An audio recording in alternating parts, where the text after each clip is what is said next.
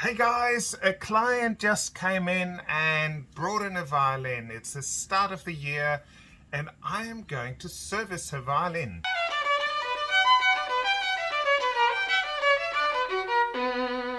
So this is the kind of service I do all the time. It's basically like someone comes in, the instrument's not working so well, sounding so well, or looking so good. So let's have a look at this violin.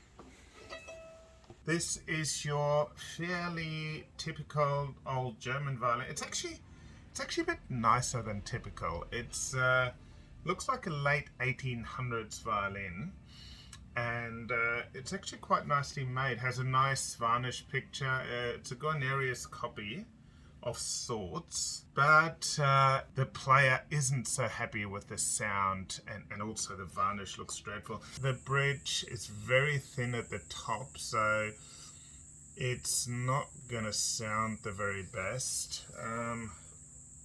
The soundpost is really far away from where it should be. So the bridge also doesn't quite fit. The fingerboard really needs planing. Alright, I'm gonna have a quick playing test as well.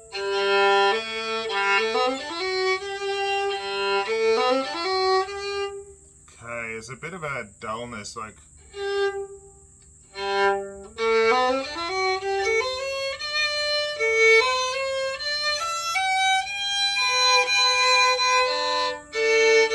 Can you hear that little buzz?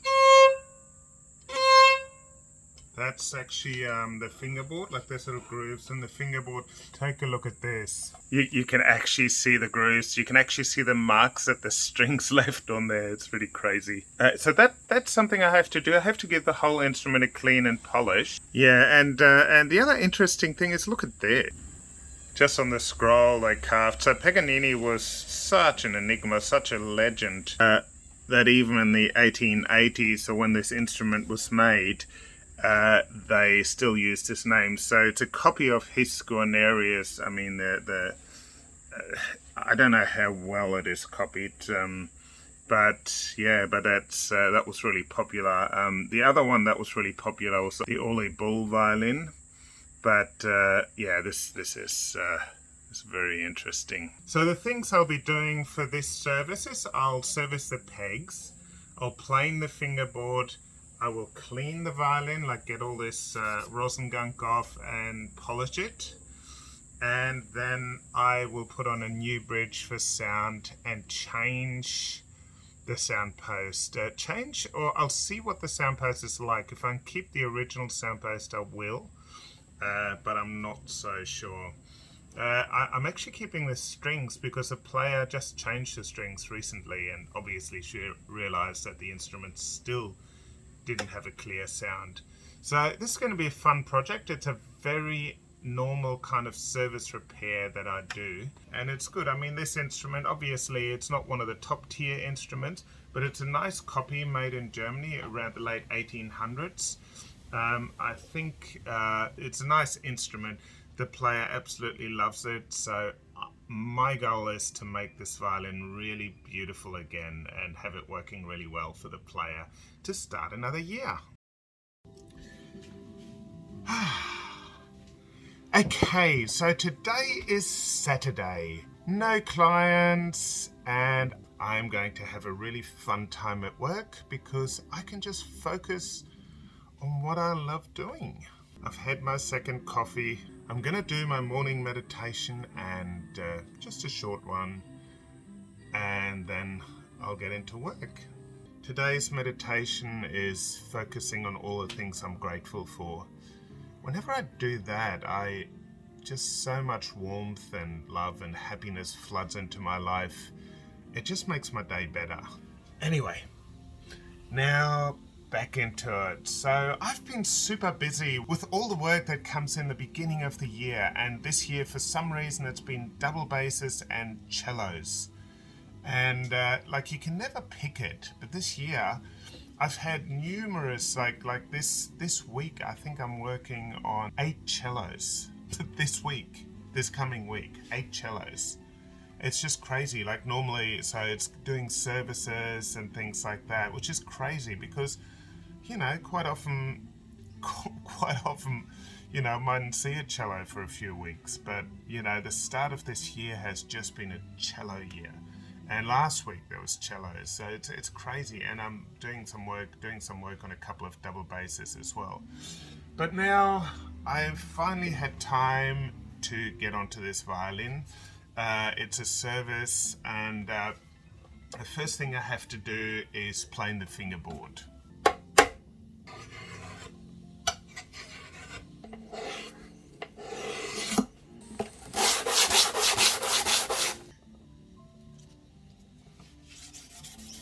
Okay, so I've cleaned my hands, take this protector off, and it's now time to give this violin a good clean.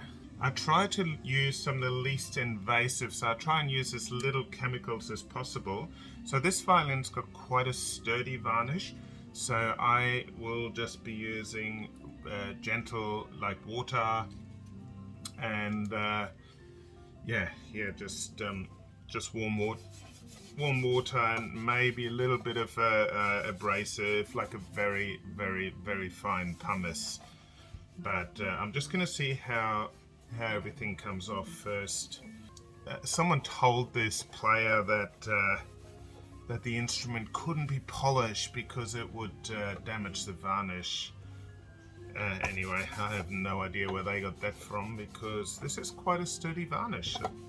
Alright, so I'm going to use a bit of very fine pumice, so it's a very fine grade. I think it's a triple or quadruple zero or something like that. It's exceptionally fine. So the area down the front here is usually the area that collects most, so there are a lot of rosin drops on here, and that area then gets quite dirty. So the rosin, if you leave the rosin on there, it tends to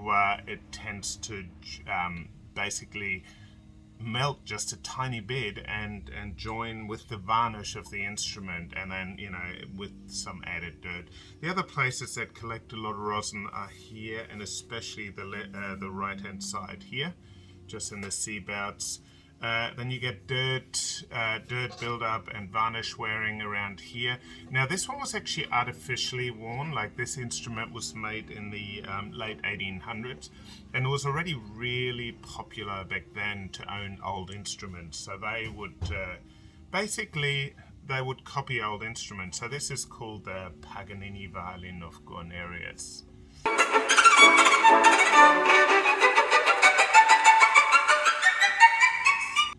I think these days we like to be a little bit more subtle and not necessarily just stamp that into the into the back of the instrument. We just like making the copies, and I'm pretty sure Guarnerius didn't carve this in here, this kind of thing, into his violins. Anyway, but you know, it was popular back then, and it was before social media, so hey, this is our kind of social media. We just pop this on the back, and anyone who sees it will know that it's the Guarnerius of Paganini. So Paganini played a Guarnerius violin called he played one and then he lost it in a bet. Like, he was a bit of a betting, gambling man, and he kind of lost his violin in a bet. So, you know, someone felt sorry for him and gave him a Guarnerius violin. Here you go, Guarnerius violin. Now they're worth between $10 and $20 million. Well, back then they were worth a bit less, but still they were good instruments. And his instrument just went like a rocket, and which back then there were no rockets. So he said it goes like a cannon. So that instrument is now called Il Cannone, my little cannon. Just a bit of history. That instrument would now be priceless. So it's actually held at a museum in Genoa in Italy. But when he got it, it was extremely run down, and you know, like it was in a terrible state.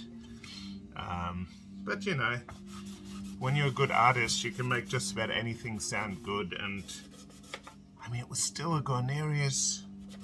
Okay, so this is now all cleaned and ready to be polished, but because I used a bit of water, so there's a bit of moisture on the varnish, I'm going to let this dry very well. And while I'm doing that, I'm actually going to glue the nut back on up here. so that it can dry while the whole instrument dries. I've got to be careful when I glue on the nut because it needs to be on there for about an hour until it's dry enough for me to do other work on the instrument. Occasionally I've accidentally pulled the nut back off. So here we go, I'll glue this back on. I use the hot hide glue. It's been used for hundreds of years. It's a glue used by violin makers through the ages. So this is glued back on. I'm going to hang this back up.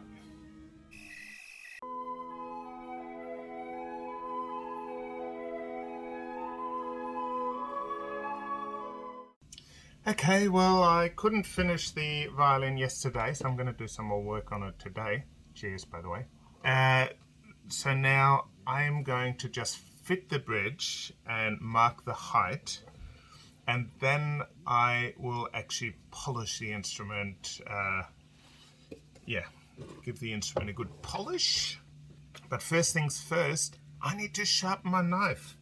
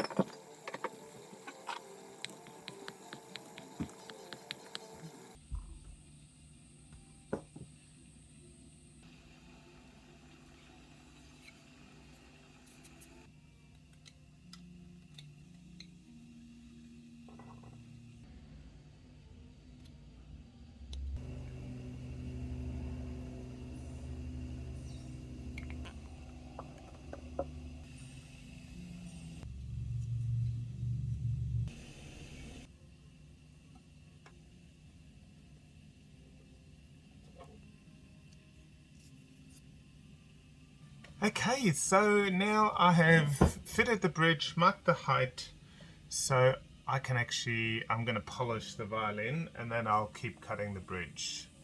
So the polish is going to be, it'll be quite a few times that I polish over it, but this is just the first time.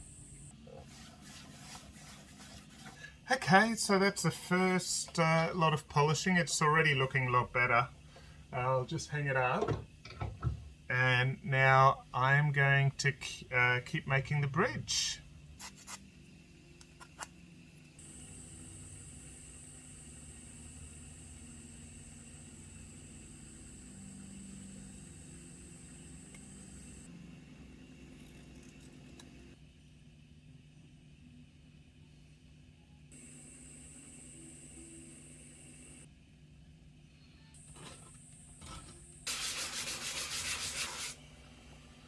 So here I'm just passing through the different types of sandpaper.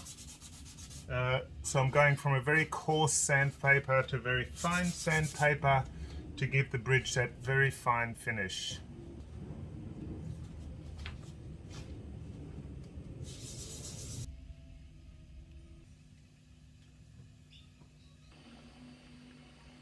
Now I oil the bridge.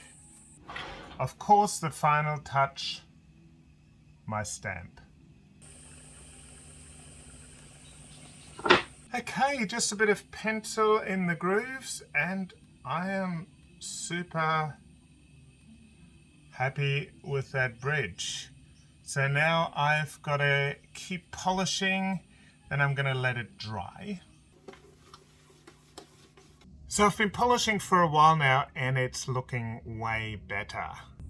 Starting to get a really nice shine on it.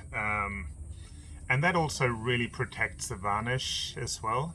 Like I said, I have no idea why someone told this player that this varnish couldn't be polished. I'm going to have to hang this up and let it dry again. Whew, okay, so it's a bit later in the day and I'm just going to do one final polish over. Then I'm going to adjust the string height up here at the nut, do the pegs, and then it's time to get the strings on the violin. That's always an exciting time. and hear how much better it sounds than, you know, a lot of things were in the wrong place before, and the bridge didn't work very well for the instrument, so I'm very confident that it's going to sound a whole lot better. Alright, let's do these pegs.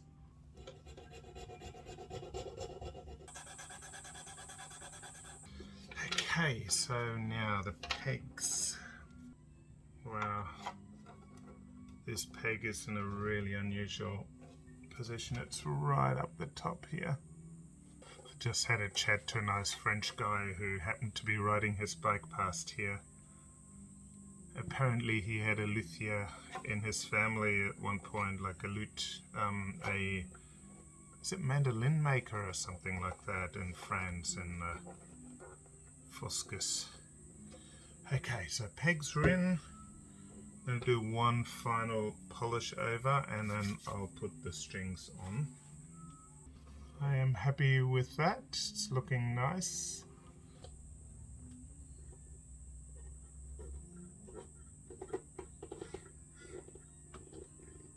Okay. So G. Okay, let's have a look at this soundpost. Oh, there's a dust ball. Whoa. Oh, 6.5. I guess it's a tad thick. Usually like my soundpost just a tiny bit thinner. Let's see how it fits.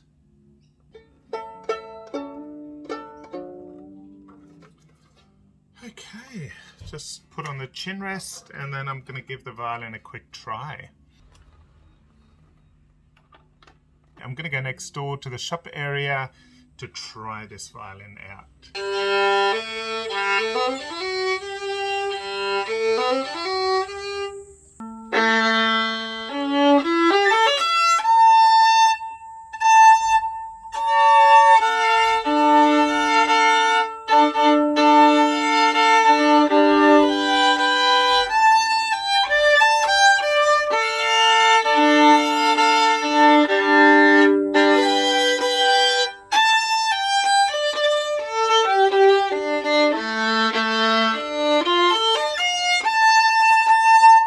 Okay, so that's this repair finished. So it's like a maintenance repair, something I do a lot for players from all levels, from professionals right down to hobby players. You know, this one was quite involved because I had to plane the fingerboard, I cleaned and polished the whole instrument, I had to do the new bridge, I had to adjust the soundpost. I might do a little bit more tweaking before the client comes tomorrow. It is this this beautiful Guarnerius Copy. You can see by those kinds of F-holes that it really is that. The F-holes especially are that shape. The rest of the instrument is not 100% Guarnerius, the shape. But they did this little engraving here just in case you didn't know. And no, it's not Paganini's violin, okay? And no, it doesn't mean you're going to be able to play like Paganini either, okay? Anyway, yeah, so that's it for today. Hope you. I also found out something really amazing about this violin. It was actually bought for the great-great-grandfather of the client in Melbourne, second-hand, in the 1890s from a music shop called Ellen's, which was a very famous music shop in Melbourne at the time. It was started, I think, in the 1870s. So that's really exciting. So it has a real story as well. Thanks so much for watching. I always really appreciate it. Have a great day. Keep making beautiful music. I'll see you later. Bye.